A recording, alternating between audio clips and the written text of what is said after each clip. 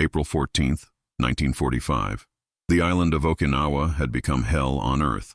For 3 weeks, the men of the 1st Marine Division had been grinding forward through mud, blood, and fire, pushing inland against an enemy that would rather die than surrender. The rain hadn't stopped in days. It turned the red clay into a sucking bog that swallowed boots and bodies alike. Every ridge, every cave, every shattered tree line cost American lives. And nowhere was the fighting more savage than at a place the Marines had started calling Sugarloaf Hill. Sergeant James Hartley crouched in a shell crater that afternoon, rainwater pooling around his knees, his Thompson submachine gun cradled against his chest. He was 24 years old, from a town called Macon, Georgia, where the biggest worry used to be whether the Braves would win on Sunday. That life felt like someone else's dream now. Around him, what remained of 2nd Platoon huddled in the mud, 18 men out of the 42 who had landed on April 1st. Private Miller, a kid from Chicago who never shut up about Dizzy Gillespie. Corporal Diaz, who kept a photo of his 3-year-old daughter folded in his helmet liner. Lieutenant Brennan, barely 22, who still believed they were fighting for something noble. The Japanese position was dug into the hillside 200 yards ahead, a network of caves and reinforced bunkers that had already repelled 4 American assaults. From somewhere in that darkness, a Nambu machine gun hammered out bursts that tore through the air like a chainsaw. Mortars dropped with mechanical regularity, each explosion sending shrapnel whistling through the rain. Men died quickly here, or they died slowly, screaming for medics who couldn't reach them. There was no romance in it, just meat and mud and the terrible mathematics of attrition. Lieutenant Brennan crawled to James's crater, his face streaked with red clay. "We're getting the order to pull back," he said, his voice barely audible over the shelling. "Command says Sugarloaf isn't worth it. We're supposed to fall back to the rally point and regroup at dawn." James looked at the hill, at the muzzle flashes winking from the cave mouths. "If we just run, that Nambu will cut us to pieces before we make it 50 yards. Brennan knew it. They all knew it. A fighting retreat was one thing. A panicked rout was a massacre. Someone needed to stay behind and keep that machine gun busy, give the others a chance to move. It was simple battlefield mathematics, the kind that didn't appear in training manuals. But every combat soldier understood. Someone had to buy time with their life. "I'll do it," James heard himself say. The words came out calm, almost matter-of-fact. He surprised himself with how easy it was. Brennan stared at him. "Art, you don't have to—" "Yeah, I do." James pulled his machine gun from the mud, checked the belt. "Get them out. I'll hold here for 10 minutes, then I'll follow. There's a drainage ditch that runs back toward our lines. I can make it." It was a lie, and they both knew it. But sometimes lies were the kindest thing you could offer. Brennan gripped James's shoulder once, hard, then started passing the word down the line. James watched his brothers begin to move, low and fast through the rain, heading for the temporary safety of the ridge behind them. Miller gave him a last look, his face pale. Diaz touched his helmet in a silent salute. Then they were gone, swallowed by smoke and rain. James settled the machine gun on the lip of the crater, sighted on the Japanese position, and opened fire. The weapon bucked against his shoulder, spitting out a stream of tracers that arced into the hillside. The effect was immediate. The Nambu swung toward him, and suddenly all that hate and metal was focused on his position instead of the retreating Marines. Bullets cracked over his head, thudded into the mud around him. A mortar landed 20 feet away, showering him with debris.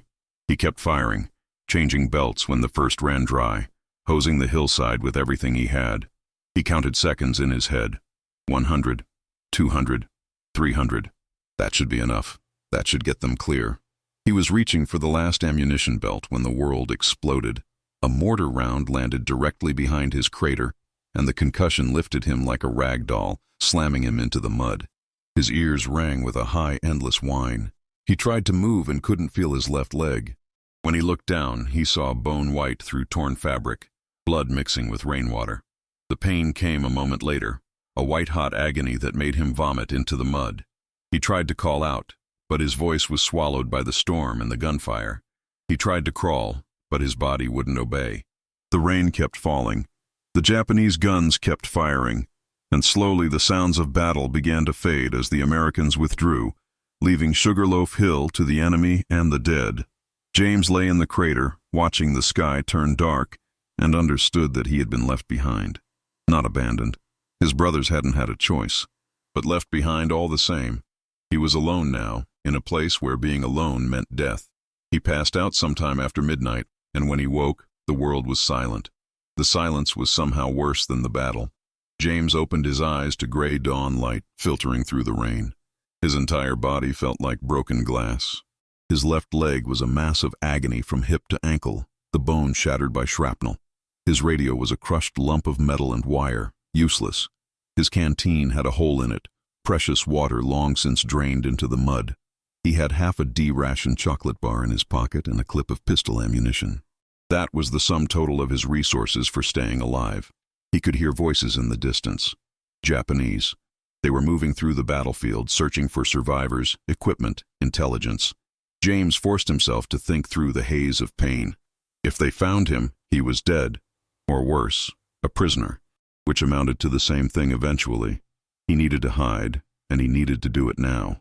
Using his elbows and his good leg, he dragged himself across the mud, every movement sending lightning bolts of pain through his shattered limb. There was a collapsed bunker 30 feet away, American-built, half buried by a direct hit. If he could reach it, if he could get inside before the patrols came closer, maybe he had a chance. It took him 20 minutes to cover 30 feet. By the time he pulled himself into the dark mouth of the bunker, he was sobbing with pain, his hands bloody from dragging himself through the debris. Inside, the bunker was a tomb. 2 dead Marines lay in the corner, killed by the concussion that had brought the roof down. James recognized one of them, Corporal Hansen, from 3rd Platoon. He'd shared cigarettes with Hansen just 3 days ago. Now Hansen's eyes stared at nothing, his face gray. James closed those eyes, whispered an apology, then took Hansen's canteen. It was half full. He also found a poncho and a small first aid kit. It felt like grave robbing, and it was, but the dead didn't need water. The living did.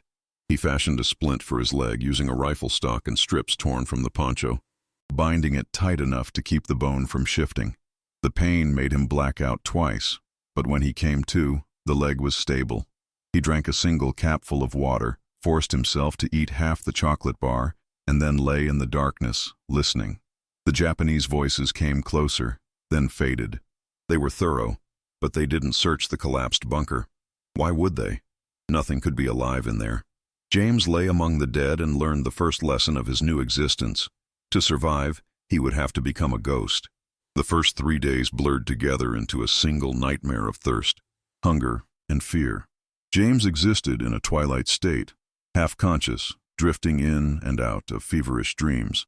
His leg throbbed with a deep, infected heat. The shrapnel wounds were already turning septic. He could smell the rot beginning, sweet and nauseating. He had no antibiotics, no way to clean the wounds properly. All he could do was ration his water, 1 capful every 6 hours, and try not to move unless absolutely necessary. At night, Japanese patrols moved through the area. James could hear them talking, their voices calm and matter-of-fact, discussing positions, supplies, the disposition of American forces. Once, a soldier came into the bunker, flashlight beam cutting through the darkness. James lay perfectly still beneath the poncho, holding his breath, his heart hammering so hard he was sure it would give him away. The soldier's light played over the bodies, lingered on James for a moment, and then moved on. The soldier left. James breathed again. He had learned the second lesson. Even breathing could kill you if you did it at the wrong time. By the 4th day, the hunger became worse than the thirst. His body was beginning to cannibalize itself, burning through muscle to stay alive. He fantasized about food with an intensity that bordered on madness. Not steak or pie or anything fancy, just plain rice. A bowl of white rice, steaming hot. He would have traded his soul for it, but there was nothing. The chocolate was gone. He tried chewing on leather from his boot, but it only made him sicker. He tried to catch rainwater in his helmet, but his hands shook so badly he spilled most of it. He was wasting away, turning into a skeleton, and he knew it. On the 5th night, the fever got bad. James lay in the bunker, shivering despite the humid heat, and the dead began to talk to him. Corporal Hansen sat up, water streaming from his gray face, and asked James why he hadn't saved him. Private Miller appeared, trumpet in hand, and played a mournful jazz tune that echoed through the darkness. Corporal Diaz showed James the photo of his daughter, except the little girl in the picture was crying, asking why her daddy wasn't coming home. James tried to explain. tried to say he'd done everything he could, but the words tangled on his tongue. The ghost didn't believe him. He didn't believe himself. In his delirium, he began to question the choice he'd made on Sugarloaf Hill. Had staying behind been courage, or had it been something darker? Had he wanted to die? Had some part of him been looking for an honorable way out? A way to stop feeling the weight of all the killing, all the loss? He'd seen so much death since Guadalcanal, since Peleliu. He'd put so many boys in body bags, written so many letters home to mothers who would never see their sons again. Maybe he'd just been tired. Maybe he'd stayed behind because it was easier than going home and trying to pretend he was still human. The ghosts didn't answer. They just watched him with their dead eyes, waiting to see if he would join them. On the seventh day, God sent rain. Not the constant drizzle that had marked the first week, but a real Pacific monsoon, a deluge that turned the world into water. James dragged himself to the entrance of the bunker and opened his mouth to the sky, letting the rain pour down his throat. He filled his canteen, filled Hansen's canteen, filled his helmet. For the first time in days, he drank until his stomach ached, until he felt almost human again. The rain washed the mud from his face, the blood from his hands. It cooled the fever burning through him. For a brief, shining moment, he felt something like hope. But the monsoon brought danger too. The rain flooded Japanese positions, forced them to relocate, to move through areas they'd previously avoided. James heard the activity increasing around his hiding place. Vehicles moving, men shouting orders, the sound of equipment being repositioned. He realized he couldn't stay in the bunker anymore. It was only a matter of time before someone decided to clear it, to use it for storage or shelter. He had to move, and he had to do it now. In the chaos of the storm, when visibility was near zero, he waited until full dark, then began to crawl. His legs screamed with every movement, but he gritted his teeth and kept going, pulling himself through the mud with his arms, dragging his useless leg behind him. He aimed for the jungle, for the thick vegetation that covered the interior of the island. If he could reach the trees, he could find better cover, maybe even find food. It was 200 yards. It might as well have been 200 miles. He crawled for hours, stopping every few minutes to rest, to let the waves of pain recede enough that he could move again. Japanese soldiers passed within yards of him twice, but in the driving rain and darkness, they never saw the muddy shape inching through the night. By dawn, he'd made it 50 yards. By noon, 100. By nightfall, he reached the tree line and collapsed into a thicket of bamboo, gasping, weeping with relief and agony. He'd done it. He'd moved. But looking back at the trail of disturbed mud he'd left behind, he knew he'd also left a sign that anyone with eyes could follow. He had to hope the rain would wash it away. He had to hope he could keep moving, keep ahead of the patrols. He had to hope, because hope was all he had left. On the 9th day, James found the Japanese soldier. He was crawling through a ravine, looking for water, when he saw the body half hidden in the underbrush. At first he thought the man was dead. He wasn't moving, and his uniform was soaked with blood. But then the soldier's eyes opened, focused on James, and both men froze. The Japanese soldier couldn't have been more than 18. His face soft and unlined, terror written in every feature. He was gut-shot, bleeding out, and he knew it. His rifle lay several feet away, unreachable. He was unarmed, helpless, dying. James's hand went to his pistol. Every instinct, every hour of training, every moment of this war screamed at him to fire. This was the enemy. This was the face behind the guns that had killed Miller and Diaz and Hansen and hundreds of other American boys. One bullet, and it would be over. Safe. Simple. The mathematics of survival. But James didn't fire. Maybe it was the fever. Maybe it was exhaustion. Maybe it was the simple, terrible recognition that the kid in front of him was just that. A kid, scared and dying, a long way from home. James had killed plenty of Japanese soldiers. He'd do it again if he had to. But this wasn't battle. This was just two broken men, staring at each other in the rain. The Japanese soldier said something in his language, his voice weak. Then, with shaking hands, he reached into his pack and pulled out a small bundle wrapped in cloth. Rice balls. 2 of them, carefully preserved. He looked at James, then at the rice. Then slowly, deliberately, he pushed the bundle across the ground toward the American Marine. It was an offering, a surrender, a recognition of shared humanity in a place where humanity had been systematically erased. James took the rice balls. The Japanese soldier smiled, just a little, and closed his eyes. His breathing slowed, became ragged, then stopped. James sat there in the rain, holding food given to him by a dying enemy, and something inside him broke. Not his will to survive, that remained, iron hard, but something else, some belief he'd held about how the world worked, about who was good and who was evil, about what this war meant. The kid had been taught that Americans were demons. James had been taught that Japanese were subhuman. And yet, in his last moments, the kid had chosen mercy, had chosen to feed rather than curse. What did that mean? What did any of it mean? James ate one rice ball and saved the other.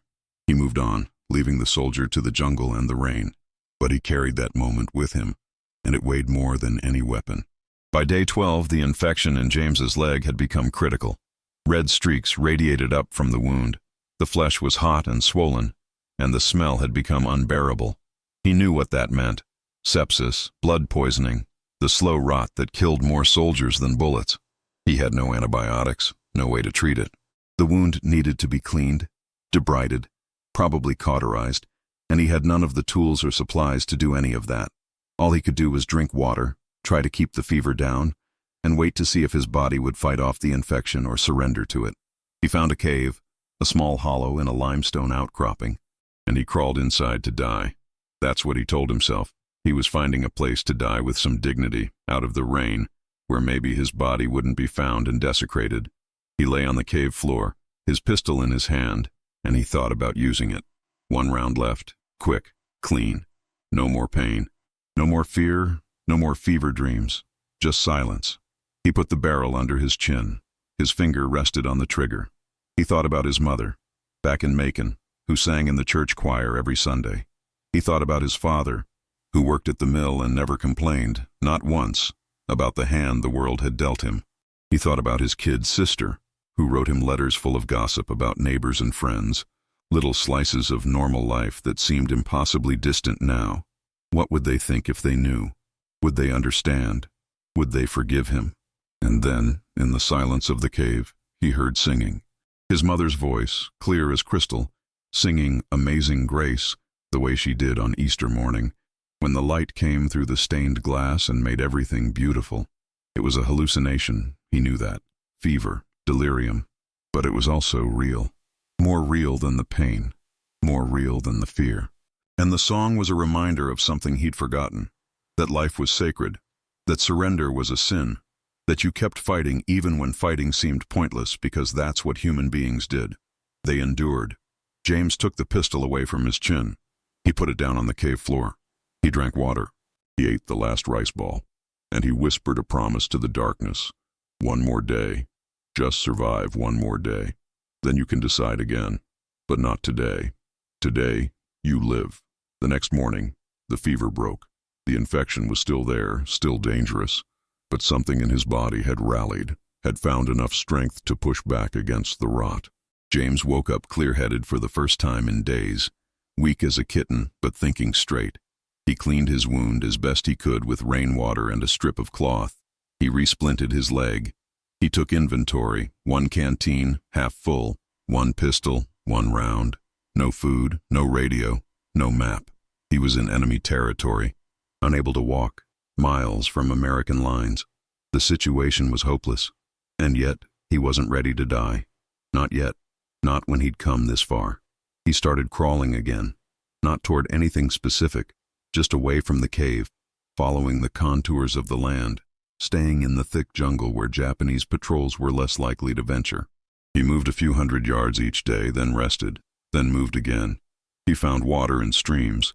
He tried eating plants, berries, roots. Some made him sick, but some stayed down. He was slowly starving, his body consuming itself, but he was alive. That was enough. That had to be enough. On the 15th day, he heard American voices. He was hiding in a thicket of ferns, resting in the heat of the afternoon, when he heard English being spoken less than 100 yards away. A patrol from the 96th Infantry Division, moving through the area on a reconnaissance sweep. James's heart leapt. Salvation. Safety. Home. He opened his mouth to call out, and then stopped. The Japanese were everywhere here. If he shouted, he might bring enemy fire down on the patrol, He might get them killed trying to save him. And even if they hurt him, even if they came looking, would they find him in time? Or would the Japanese find him first? He hesitated, frozen by indecision and weakness, and the moment passed. The American voices faded into the jungle, moving away, growing fainter. James lay in the ferns and listened to his rescue walk away. He wanted to scream, to curse, to weep, but he was too weak for any of that. He just lay there, watching the shadows lengthen, and felt something break inside him.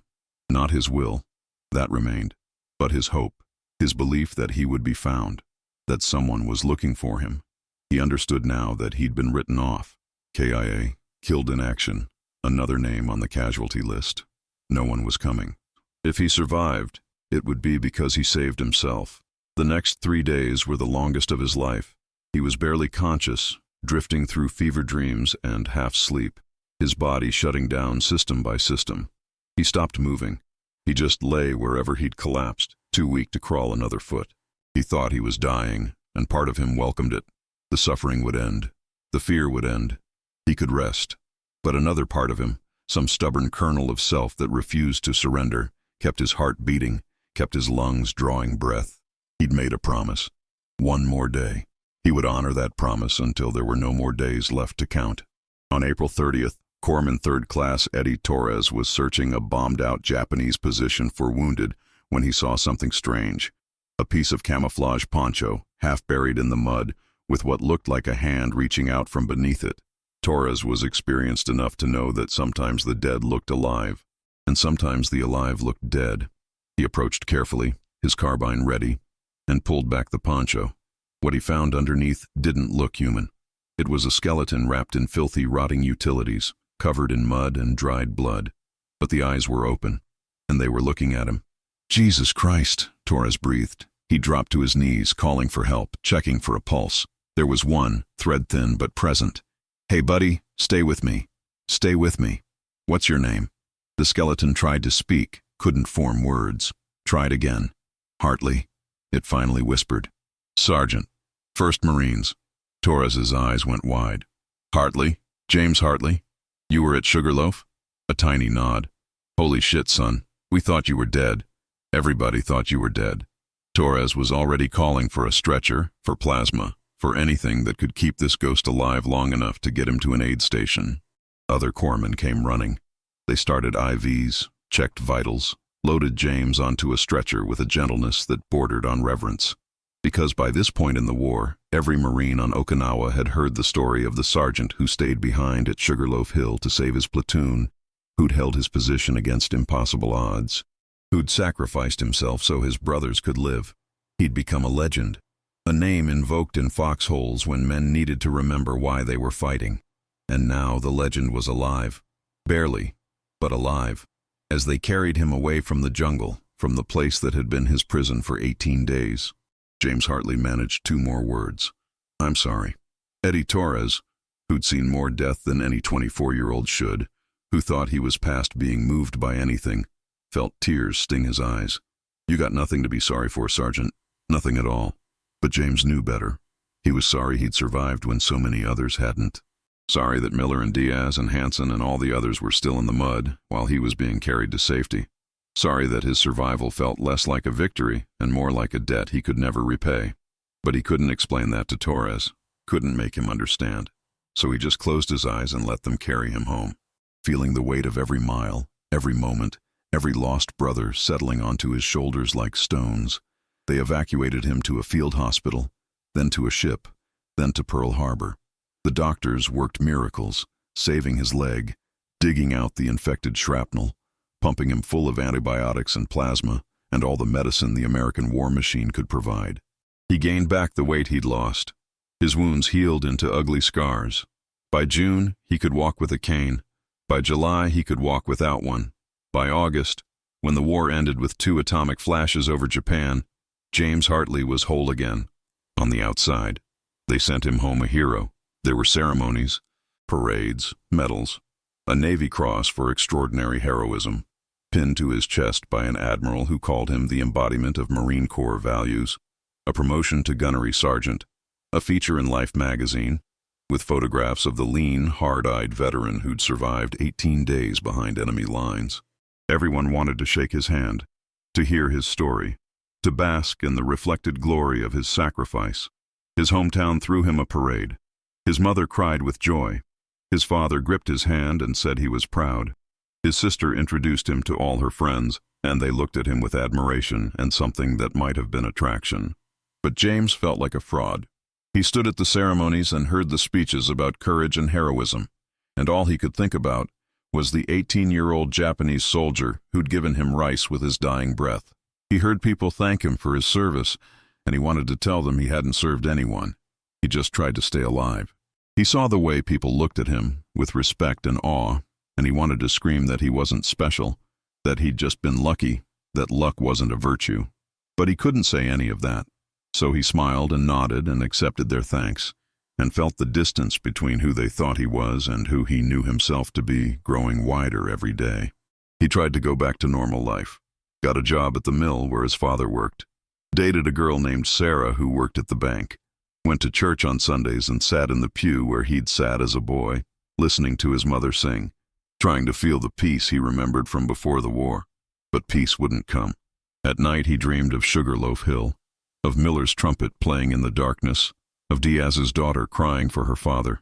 He woke in cold sweats, his heart racing, convinced he was still in the cave with the pistol under his chin. He'd go to the window and look out at the quiet streets of Macon, at the ordinary American night, and feel like an alien visiting a world he no longer belonged to. Sarah tried to understand. She was patient, kind, everything a good woman should be. But when he tried to tell her about the war, about what it had been like, the words came out wrong.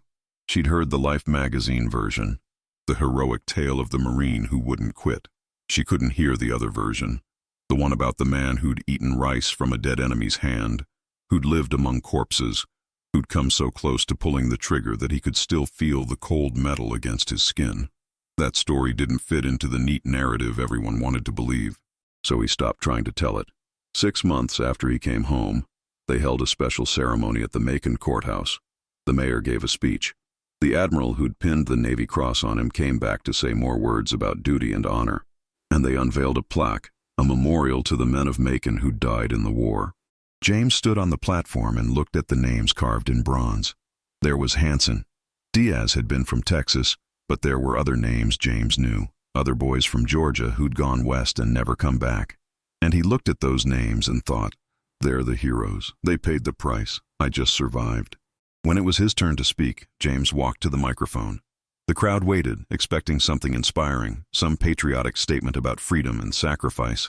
James looked out at their faces, his mother, his father, his sister, Sarah, his neighbors, all the people who thought they knew him. And he spoke the only truth he had left. I knew some of these men, he said, gesturing to the plaque. I served with them, fought beside them, watched some of them die. They were good men, better than me in a lot of ways, braver, kinder, more certain about what we were fighting for. He paused, his voice cracking. I don't know why I made it home and they didn't. I don't know if there's a reason, or if it was just luck. But I know this. Every day I'm alive is a day they're not. And that means I owe them something. I owe it to them to make my life mean something, to not waste the time they gave me. He looked at the crowd, at their solemn faces. I can't give you a happy story. I can't tell you war is glorious or noble or worth celebrating. It's not. It's hell, and it breaks people, and it costs more than we can ever repay. But if you want to honor these men, don't build more monuments. Don't throw more parades. Just live. Live good lives. Love your families. Build things instead of breaking them. Make the world worth the price they paid for it. That's what they would have wanted. That's what I'm going to try to do. He stepped back from the microphone. There was a long silence. Then someone started clapping, and others joined in. But it was different from the applause at the other ceremonies. Quieter, more thoughtful. James didn't know if he'd said the right thing. He didn't know if he'd said what they wanted to hear. But he'd said what was true, and that was all he had to give. Years later, people who heard that speech would say it was the moment James Hartley finally came home. Not when he landed at Pearl Harbor, not when he stepped off the train in Macon, but when he stood in front of his community and admitted that survival wasn't the end of the story. It was the beginning of learning how to carry the weight of the dead, how to honor their sacrifice by living fully, how to make meaning out of loss. It was the beginning of understanding that heroism wasn't about the moment you stayed behind on Sugarloaf Hill. It was about all the moments after, when you chose to keep going, keep trying, keep believing that life could be worth the price paid for it. James Hartley married Sarah, had 3 children, worked at the mill for 30 years, never talked much about the war, except on certain nights when the weight got too heavy. And then Sarah would hold him while he wept for the brothers he'd lost. He never stopped feeling guilty about surviving, but he learned to carry that guilt the way he'd carried his shattered leg across 200 yards of enemy territory. One day at a time, one step at a time, refusing to quit. He lived to be 78 years old, long enough to see his grandchildren grow up, long enough to watch the world change in ways he never could have imagined on Okinawa, long enough to make his life mean something. And sometimes, on quiet nights, he'd think about the Japanese soldier in the jungle, the boy who'd given him rice when he could have stayed silent and let him starve. He'd think about that act of mercy, that moment of shared humanity in the middle of hell, and he'd understand that the boy had given him more than food. He'd given him a reason to believe that even in the darkest places, even when everything seemed lost, people could still choose kindness over cruelty, compassion over hatred, life over death. That was the real story of Sergeant James Hartley. Not the 18 days behind enemy lines, though that was extraordinary. Not the survival against impossible odds, though that was remarkable. The real story was what he did with the life he'd been given, how he carried the weight of the fallen, how he transformed survival into meaning. The real story was everything that came after the rescue, the long, difficult, unglamorous work of being alive when so many others weren't, of making that life count, of proving that the sacrifice hadn't been in vain. He was a Marine who stayed behind to save his brothers. And then, for 54 years after, he was a man who tried to live in a way that honored their memory. Not perfectly, not without pain or doubt or moments of despair, but honestly, fully, with as much grace as he could muster.